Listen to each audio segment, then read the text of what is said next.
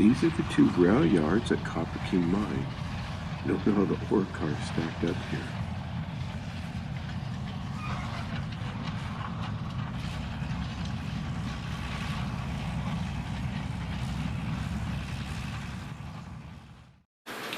Welcome to Copperton Mine and Railroad. Today we're going to talk about Copperton Yard. So stay tuned. Copperton Yard. The mine was expanding. By the early 1930s, it was becoming a pit. When open-cut mining started back in 1906, large steam shovels loaded ore cars, then trains worked their way down the mountain to a staging yard. Now the first one was at Copperton Yard, and that was part of Rio Grande Western's low-grade line. But shortly after, Utah Copper will build their own railroad to the mills, the Bingham and Garfield Railway. Both yards were at A level, elevation 6340.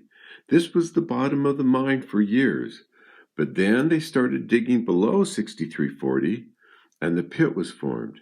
As the pit got deeper and deeper, trains had to work their way up out of the mine. Trains could only pull up about 3 to 4 cars at a time. Now remember, trains can only handle about a 7% grade. This photo was taken May 12, 1931. Now it shows the first cuts below A level, or 6340.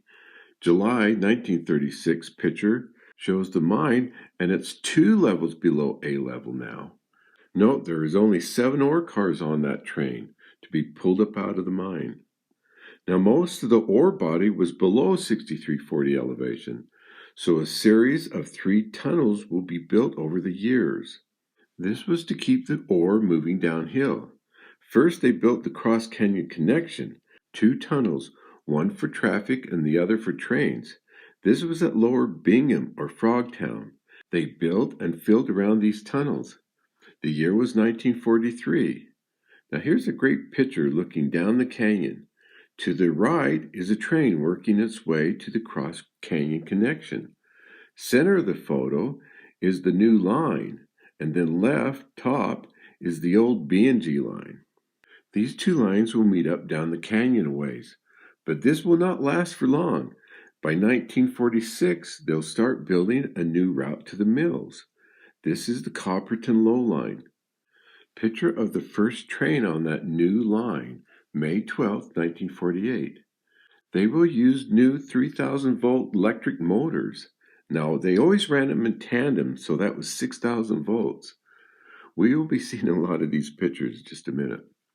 The maximum grade on this new line was a 1.35%, so longer trains could be made up.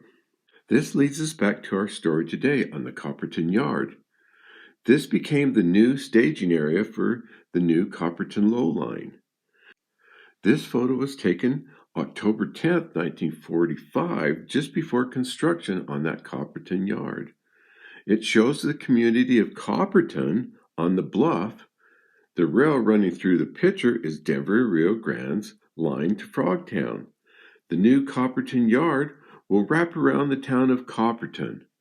It will be a crescent-shaped yard, staying below the town.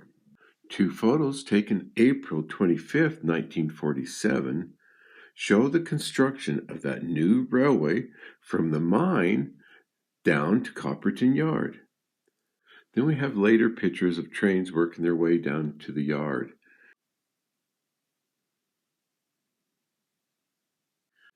The new control tower, Copperton Yard, with the latest state-of-the-art General Railway Signal, CTC equipment. This building is still here today. Now let's take a look at the 750-volt steeple cab pit motors that came down from the mine and to the yard to make up the large trains to the mills. The mine roster of electric motors was made up of a scattering of 75 to 120-ton General Electric motors.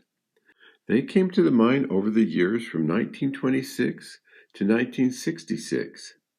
Now these electric motors gave the mine good service for many years, lasting into the mid-1970s when diesel motive power will take over the whole mine. Diesel power will even take over the Copperton Low Line. Bringing ore down from the mine was a 24-hour-a-day job, 7 days a week. The movement of ore kept the bills paid. Now notice the lights across Copperton Yard. Now they worked day and night down there. People that lived above in Copperton said that they didn't even notice the noise, or maybe they just got used to it. I love this James Belmont picture of these 3 125-ton electric motors. Now they're lined up at Copperton Yard. Note the fire barrel in front for those cold winter nights. Copperton Yard's trolley lines were 750-volt power, so the pit motors could maneuver around the yard, and they wouldn't burn up with the 3,000-volt the large Magnum motors used. The overpass entering Copperton, the town, was the cutoff point for the pit motors. Passing this point, the trolley line kicked up to 3,000 volts for the large Magnum motors. Standing there, you could hear these large motors ramp up as they took hold. The mid-1970s, diesel motive power was being tested at the mine. EMD would win out. GP39-2 high cabs will be purchased. Copperton Low Line will also make the conversion to diesel, but they will use a number of various locomotives over the years. Here's some more wonderful pictures by James Belmont when the new diesels arrived at Copperton Yard. Diesels on the Copperton Low Line and running around in Copperton Yard there. Another fun thing is they always used a caboose on the run to the mill. As they came back into Copperton Yard, they would just cut them loose on the fly and then just pick them up on the way out. Now, Copperton Yard was an open-end yard, meaning trains from the mine would bring ore cars down to the yard at one end to build up large trains to the mill, and then they would exit out the opposite end. April 1949, a train wreck in Copperton Yard. Now this was a runaway train that entered the yard and went in the ditch there. We will leave with more pictures of Copperton Yard and some music from my friend Dan Johnson.